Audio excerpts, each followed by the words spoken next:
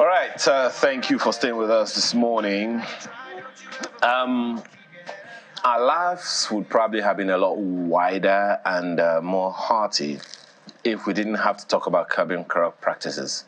Again, 8 years into this administration, well, almost 8 years. The Buhari government made the fight against corruption a top priority, reaffirming its commitment to reform the criminal justice. Almost 8 years after, it's a common knowledge that corruption still pervades all levels of government in the country, causing a massive strain of public resources. Not just government. Oh, well, all kinds of pervades practices. our lives. And some may not even know that driving against traffic is a corrupt practice. Mm-hmm. It's only that, EFCC will not come after you because it's not financial. So, we understand that Nigeria came 150th among 180 countries in the latest 2022 ranking released in January this year. Yeah, it was an improvement in ranking, even though its score of 24 out of 100 points was the same as it was in the previous year when it was ranked 154th. Prior to the 2021 ranking released in 2022, Nigeria was better placed, occupying the 149th position in the 2020 ranking. Let's have a conversation around this morning with Professor Anthony Killer, who is a professor of strategy and development, and he's a director, Commonwealth Institute of Advanced and Professional Studies. He's also author of Epistles, Reflections on Nigeria. He's here alongside Ezekiel Nyaitok, founder, Nigeria First Initiative. Gentlemen, thank you for joining us this morning. Thanks for having us. Good to be here. Yes, sir. Prof, let me begin with you. So the president, this government, began the administration, marketed the administration with three major issues, one of which was to fight corruption, security, fighting corruption, and improvement in the economy. But almost 8 years into the administration, what would your initial assessments be of how well the federal government under this administration has done in the area of fighting corruption? Well, I think good to be here. The short answer to that is that they've done badly in terms of fighting corruption. They've done badly on three fronts. One is in terms of expectation, the other is in terms of perception, and the third is in terms of objective measurement. The objective measurement is what you've quoted now, from the index of corruption, a global index that shows that we have not made big steps. You can't argue that. Well, some people try to argue it, but that is not something you should argue. And we'll go back to how to deal with that. You cannot give them a pass because generally in the country, people do not perceive the country to be less corrupt. There's no sense of, we dare not do this anymore, or we do not need to do this anymore. So, that's in terms of perception. Then in terms of expectation, which is the standard they set themselves, they have not met it because people were expecting a candidate that was elected president who seems to be the symbol of anti-corruption, a manifesto on a party that says, we are going to fight corruption. People were expecting that administration to do more than normal. Quite frankly, it's not a matter of whether you loathe or love, support, or disagree with administration. In terms of analysis, it is obvious that they've not done well. And what we can only hope for is that the incoming administration does better. Then we shall now go to how to do better later. Well, thank you. Let me take your first response, Mr. Nyaitok. You're a politician, and you are in opposition. So a number of people would naturally expect what an opposition politician is going to say from you. But if you can look at it from the political angle as well, whether or not it was just a campaign campaign ideology or campaign instrument, or it was something that was actually intended. A number of people will point to the fact that the first coming of the president as head of state, he showed signs that he could fight corruption, given what he did when he was head of state for about 2 years or thereabout. But in this administration, that was one of the things that the organization, the APC, was marketed with to the people. Do you think politically it was a strategy or it was just a campaign gimmick? Okay. First, thanks for having me. I would say again, it's always a pleasure to be here. You see, you started by like tying my hands a little bit, putting me within the context of the political box. When you understand what politics is all about, you'll understand that there's something called campaign promises. That's what you sell to the people. And when you come and say, of all the problems in the world, I'm taking 3 things: corruption, economy, and insecurity. People now start to like rate themselves. Somebody could have said ICT, could have said unemployment. So you start to ask yourself, what's my biggest problem? Where would I lean towards? And when you look at the 3 things, fighting corruption, giving us a buoyant economy, and then insurgency or insecurity, they were fantastic, kind of money, presentations that the public would buy. Now, when you fail, my brother Prof said they didn't do well. I would rather say they did woefully. It's like, let's just tell it the way it is. Because at the end of the day, take corruption, because that's what we're discussing today. Corruption, I honestly, sincerely, as a Nigerian, cannot really pinpoint 1, 2, policies that they have taken, that have addressed the issue of corruption decisively. A man like Goodluck Jonathan can say, look, the TSA was what I brought. I tried to bring in technology to take care of that. Now, this government is trying to reap where on a foundation that was sown by another. Yeah, you did well, but for goodness sake, acknowledge that somebody laid the foundation and it just came to do the superstructure. So in terms of what they brought to the table, because they said that what the other administration was corrupt, they said they were inept, they said they were clueless, but come to corruption again. A man like Abacha can say, look, I established the EFCC. Each government can say, this is the foundation that I laid to address the issue of corruption. I want somebody from APC to tell me, was it that of ethical reorientation, where the minds of the people were seriously attacked to see that corruption is something that is wrong? Imam Sak would have said, in my time, I tried to say this is what I did to reorientate the minds of the people. Goodluck Jonathan can say, I brought technology to be able to address these issues. Others can say, I brought policies. Please, what can this administration outgoing bring to the table to say, corruption was what we tried to attack, and these are the 1, 2, 3 things that we did. Even in perception, like Prof said, the average person thinks that we are more corrupt now than we were during the time of, President Jonathan. That was like the epitome of corruption. So honestly and sincerely, I cannot really, on any score, either on policy or on program or on perception, I can't really say this is one area I can give them a pass mark. Professor, what would you say to those who say that our whole system is rigged for corruption? And what I'm talking about, for instance, is that 2 tomatoes are about 100 naira, yet your minimum wage is 30,000 naira a month. You pay your police like 50,000 naira a month, and you expect them not to be corrupt. Are you not asking too much of them? They're human. Well, so I don't know where Chief Mrs. Dr. Alero goes. I would like to go there to meet those kind of people, because that is a very high level of conversation that takes us to the epistemology of corruption itself.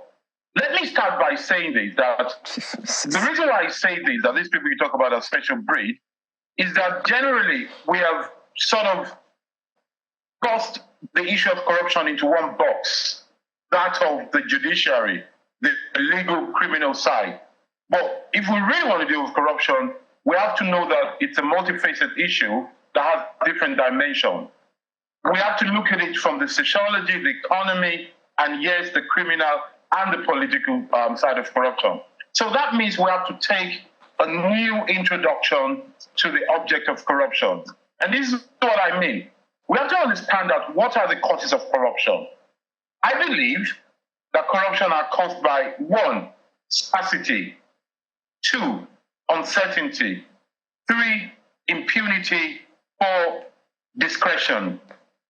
Too much of discretion, which is linked to the uncertainty I talked about. Let's look at it. You bring the economic dimension into it. You know, if people are poor and they cannot afford what they need, that's a question of scarcity. They will be forced to beg, bribe, and steal. That is where corruption thrives. If you put saints in a hostel or in a room or in any kind of environment, you know, people who really have the spirit of God and the secular integrity inside them, and you do not give them enough cup of water to drink, they'll start by begging, then they'll go to stealing, then some of them will start hoarding it, then they'll start using nepotism to give who they want. So to fight corruption, you need to put a system in place where there's a mindset where you decide from the onset that we want to build a society where nobody is that poor, desperate to have to sell themselves, to have to sell their dignity. No process is too unsure that you have to beg and bribe to get through. You see, in terms of, and so let's do the economic. In terms of people's wages, for example, why it's not generally enough, I do not, let me say something unpopular. I am not an advocate of increasing wages. That just brings inflation. I'm an advocate of increasing production so that the economic power of the money will be stronger, so that your 30,000 can actually buy a lot. You do that by increasing production, and you also do it by creating credit facilities, so that with your 30,000, you don't need to buy everything once. But you Prof, can buy 10 just things, if you can allow me follow this up, Prof. Please do. You know, the question Alero asked, the angle to it for me was going to come up anyway, was the federal government is not made up of a few people. The federal government is a big machine.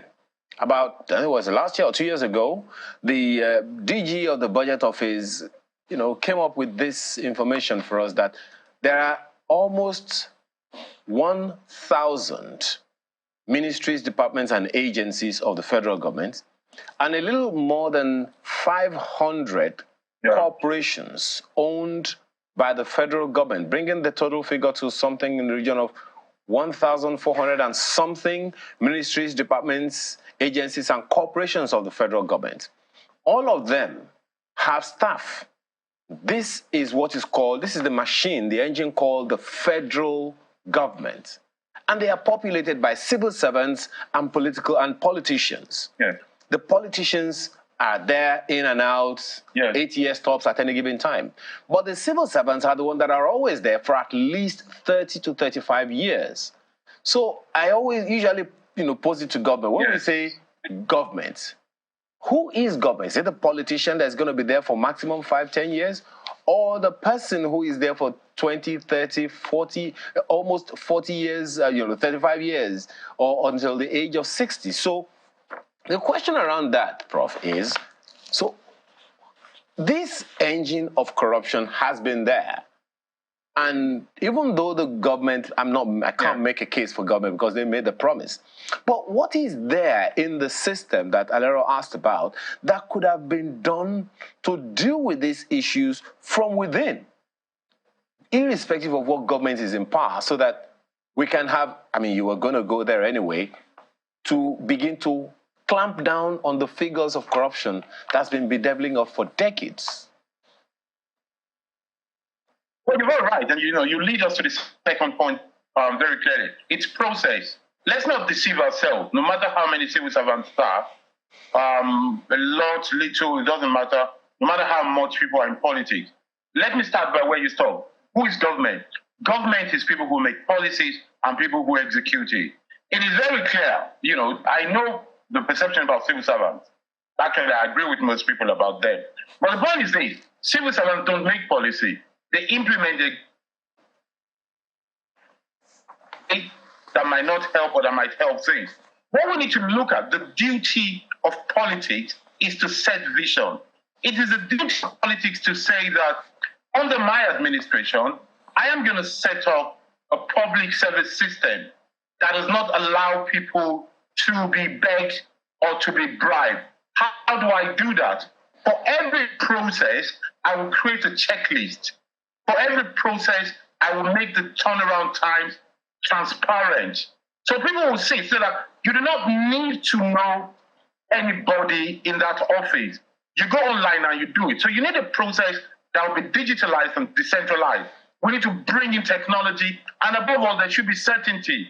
You need to know that if I want to get something approved, whether it's a contract, whether it's a permit, what I want to buy or want to sell to government, these are the 7 or 27 or 97 things I need. And once I have those things, I can be sure that my approval will be gotten. I do not need to beg anybody or bribe them. That is where to start from. You need to put in system in place to say that when we want to employ people to work for government, the process, the eligibility are very clear. So you state it, and you don't need to beg any head of service, any permanent secretary, or any director. That is the duty of politics. So regardless of how long people stay there, duty of politics is to set the vision, supervise, check, reward, and punish. That is where you go to. We'll talk about the economy. Then what you've brought in is the process. The process must be certain and it must be transparent. The third leg of it is impunity. It must be very clear that if you violate the law, if you bend it, if you abuse it, this is the consequence of what will happen to you. We should all see. You don't need to be told. There should be very little argument. It's like a kind of performance review in modern offices. Before you go there, you know what to expect. The cardinals are clear. The requirements are clear. Politics is the organ that can do that. You call your people in, you set your vision, and you make sure it happens. I believe, for example, that we have enough agencies to manage corruptions already. We do not need more. If we're going to need more, there's only one agency I will advocate. One that is clearly dedicated to prosecuting political offenses. To say that the only reason why you can commit this offense is because you are in that office of governor, senator, councillor, president. Maybe we need that kind of office to deal with them. The other thing is this. I would make, for example, a law in this country that says that once you are working for government, whether as a civil servant, as an elected official, if you commit any crime, if you abuse the law, even if you die, even 50 years later, your estate will be responsible the day we come to investigate you. So there is no, I'm running away, or I'm retired, or it was past administration. It will be a continuum. Those are the kind of certainties that you need to do, coupled with, I repeat, reducing the need to steal, bribe, or beg. That is the way to deal with corruption. But let me say this by stop here. You started by talking about the coronation. Let us link coronation to the to the fight of corruption. You see, the reason why the coronation was so successful, so beautiful, so orderly, is that there was a vision behind it. There was not just event planners. There was a philosophy to say, what is this coronation is about? It's about making a philosophical statement to say that this is the oldest, most relevant throne and crown in the world. Let us show the world that we've got class, we've got knowledge. Let us show the world how things are done. Let us be seen as the best. It wasn't accidental. Somebody sat down, some people sat down and planned it that way. So if you want to fight corruption the same way, some people need to sit down and say, how do we deal with this thing? What are the causes? How does it manifest? What are the processes? And what is the output we want from it? That is the way to deal with it. Okay. Ezekiel, the president-elect hasn't said anything specifically about fighting corruption, but he did say this, and I'll quote him. If you don't want your judges to be corrupt, you've got to pay attention to their welfare. And I would like you to stretch that further. It is not just the welfare of judges that we need to pay attention to.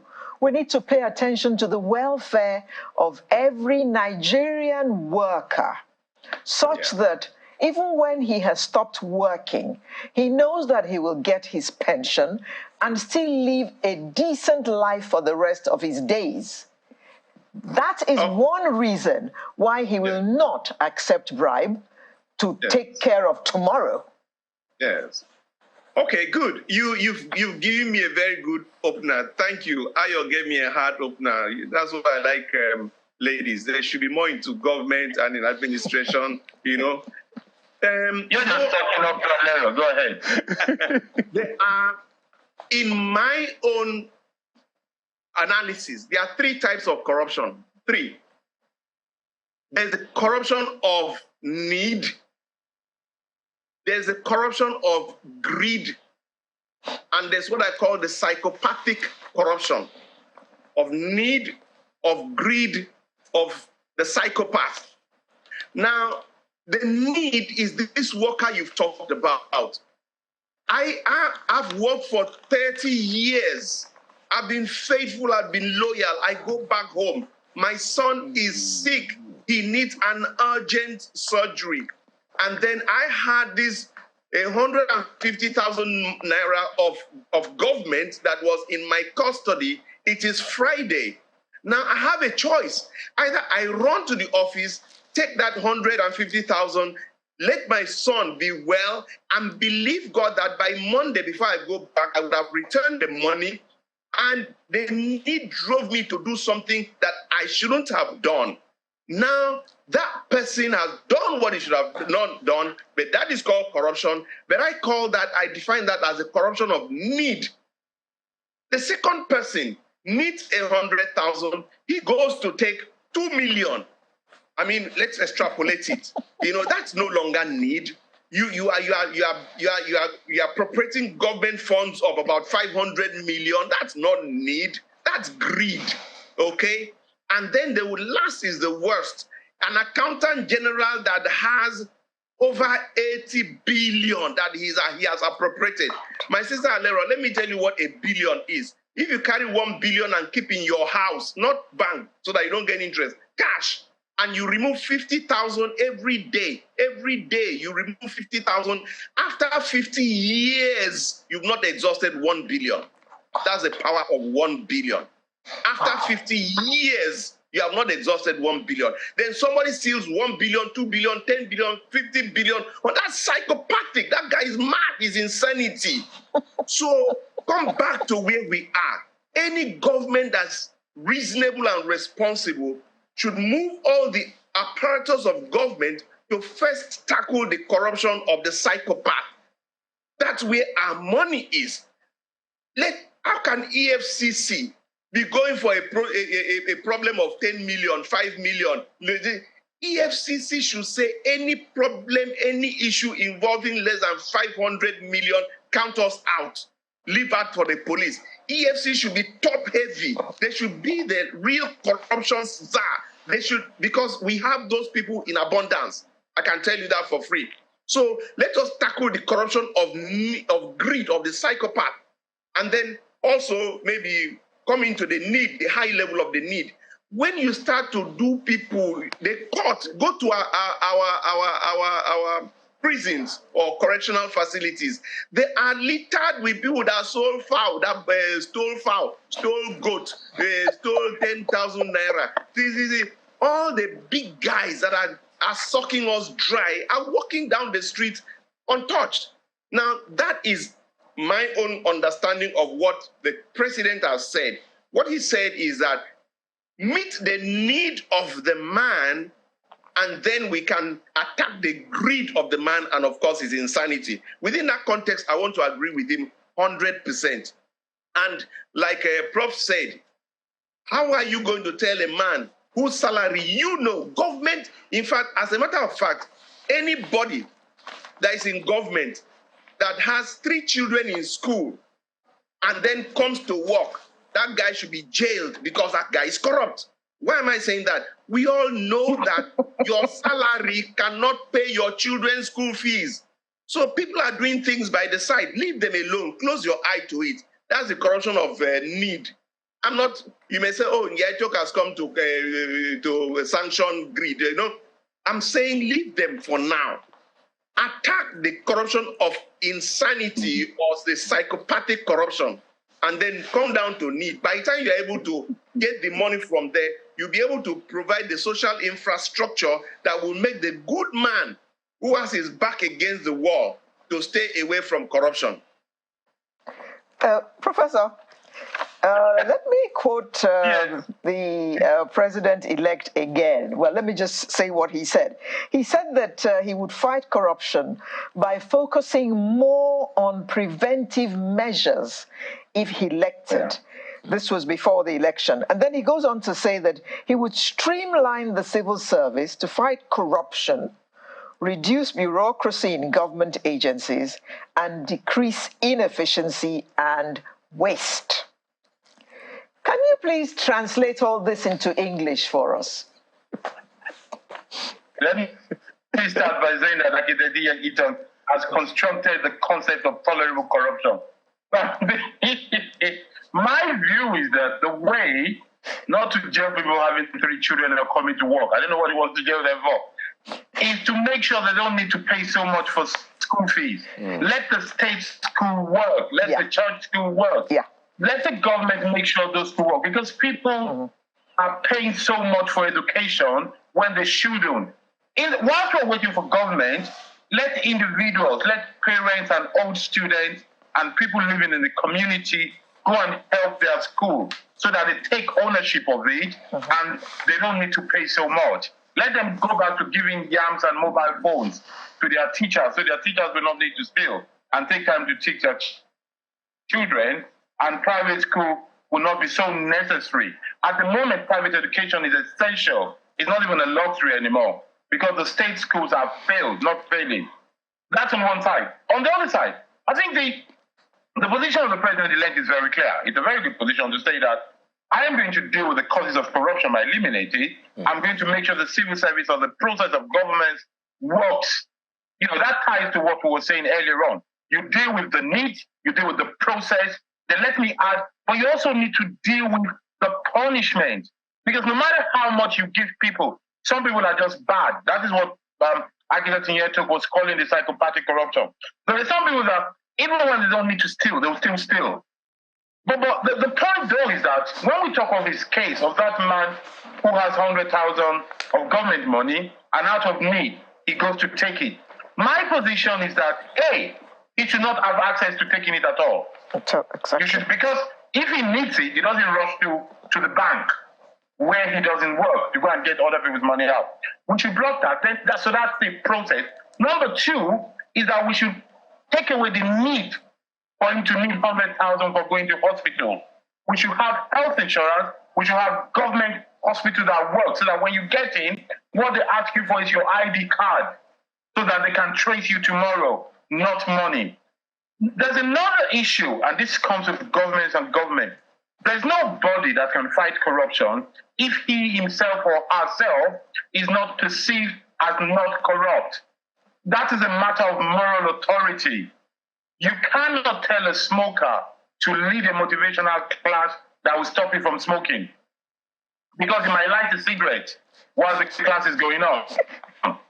So it is important that you appear not to be corrupt yourself, and all around you, you should have people who are known to have been fighting corruption for a long time in their life, that they have the ideas, they have the candor, they have the character. If we really want to fight this thing, we have to think along this way. And then, beyond what the president-elect has said, which, as Architect Nyoteko said, there are plausible things, there needs to be a very robust, popular, wide, inclusive conversation around fighting corruption. So that people can really see that we're thinking about it. Let people bring the ideas, get people together who have a passion to fight corruption. They do not have to be moralists. They do not have to people who want to jail everybody. They should be people of ideas that can say, how do we deal with this issue? But the other thing, so that we really need to mention is the fact that when people steal or abuse their office, especially when they loot government, when they loot money, when they are punished, it is important that we take back from them everything they have stolen.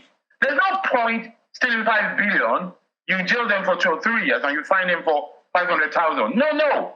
You must take all the 5 billion back. Then if you jail them, I don't like jailing people. If you jail them, it's just to teach them a lesson. It must be clear that they've committed 2 crimes, 3 crimes actually. One is that they've violated the law. Yeah. 2, that they've abused their office. 3, if they've taken from the Commonwealth. So the Commonwealth needs to get back. Are you suggesting that we outlaw? Maybe with interest. My apologies, Prof. Are you suggesting that we outlaw plea bargaining? We don't outlaw it. We get plea bargaining, but part of the bargain is that you return what you stolen, all of it. Okay. With interest if possible. Okay. If you don't have the cash, we take your house, we take your car, we take your kaftan like the one you're wearing, if it happens to be you. No, I'm not. It's not me. I just say. Just say. When you I mean, your style of kaftan, it looks expensive to me. Oh, really? We take the microphone. We take everything. Yes. Oh, yeah. Take the microphone. I'm just asking questions, okay? And let me say, somebody. You're the one in front of me. Let me ask you, I can't Mr. use architect in Yato. He might sue me. Okay. So let me not use it. Let's use you. Mr. Yatek, let me ask you this. Gentlemen, and it's for the 2 of you actually, but let me ask you this. 2 important issues. We're running out of time. We have less than 10 minutes. Number 1 is the machinery of governments, the engines of government, the systems of government to fight corruption. The second is the part issue that Prof mentioned about schooling people, educating people, making people aware of what a corrupt practice is. Because corruption is not only stealing money. A corrupt practice, for instance, when Lera and I were starting, we talked about people driving against traffic. It's a corrupt practice, but many people don't see it that way. So, but we'll talk about that in communicating the awareness of what a corrupt practice is to people. But let's begin with the systems. As Alera read out and Prof buttressed, the president-elect is talking about preventing corruption. EFCC is a crime-fighting corruption. In other words, as far as the EFCC is concerned, it has happened. The Auditor General's Office is one of those preventive systems. So in terms of the systems around fighting corruption, is systems of government within the ministries, departments, and agencies that are supposed to fight corruption, where are the drop downs that we have, the weak links that we have? What do we need to strengthen them? Okay, let me answer that question in a way that will give us a better understanding. I used to be a bad student.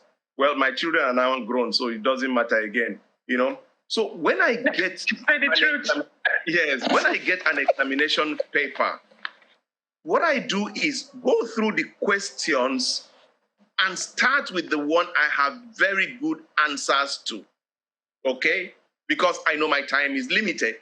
So I attack the ones that stand out that I know very well. I work it down that way. That's number 1. So when I broke down corruption into 3 segments, I'm a practical person, I want to know, look, Nigeria is one big crime scene.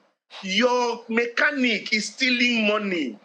Everybody, your staff, they are signing wrong time when they come to work. They want to be paid for not doing anything. We have a problem. So what do? There was something that El Rufai said that I really loved. When he was to sanitize Abuja, you know what he did? He went, let me just make it because of time, he went to the generals and the party bigwigs. You understand? He hit them. And everybody was like, what? You know, he demolished their houses. You know what happened? When he's going to massacre, before they even turn on the engines, people are running because they say, oh boy, if he could do this to general and party chairman, that guy in a madman will make me run. You understand me? So you've got to bring some level of, you know, what I may call emotional intelligence into fighting corruption. Attack the big people, and then the small people will start to be careful downstairs. A quick one on that. My apologies, Prof. Mr. Nyetoke. A quick one on that. Including this fighting corruption system, the so-called corruption will fight back.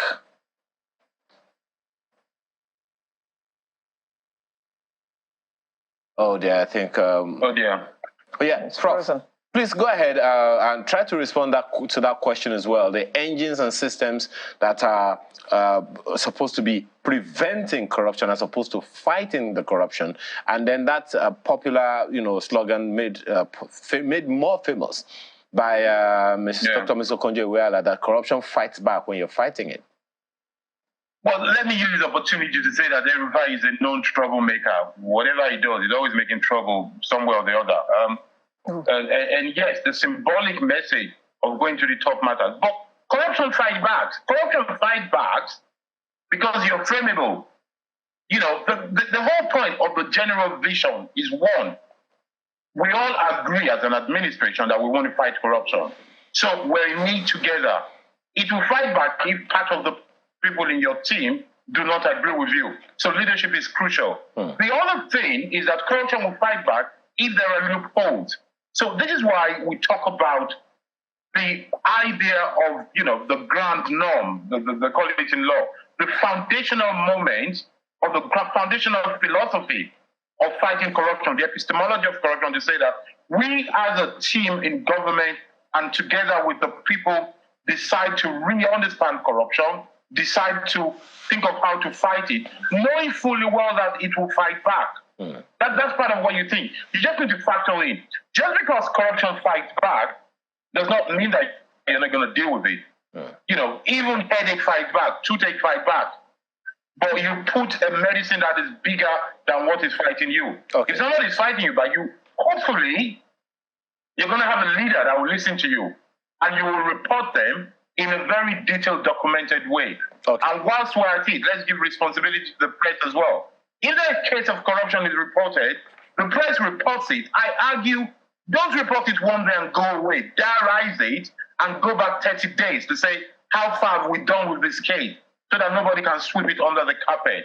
And you keep on talking about it. But it's a holistic approach that one needs to take to be able to fight corruption. Well, it is not just one-sided. Yeah. We have about 2 minutes for you to respond to this, and you started it, so I'd like you to expatiate a little further on it, and that is creating that awareness among people about what a corrupt practice is. Corruption is, as we agreed, is not just about financial corruption. Corruption is a practice, and it's been entrenched. It starts one way and it seems to sustain itself in one way. How do we give people the awareness that simple acts such as driving against traffic, such as trying to not pay the conductor simply because you can, you know, is a corrupt practice? And this is where awareness is the word. We need to turn the whole country to an open classroom where we have a general conversation about corruption. So we need to have a national conversation about, one, what's the cost of corruption to us? Two, what are the causes? Three, how does it manifest? Four, how does it manifest will include driving the wrong way, somebody using their discretion to abuse their office. Four is, what do we individuals do when we see corrupt practices?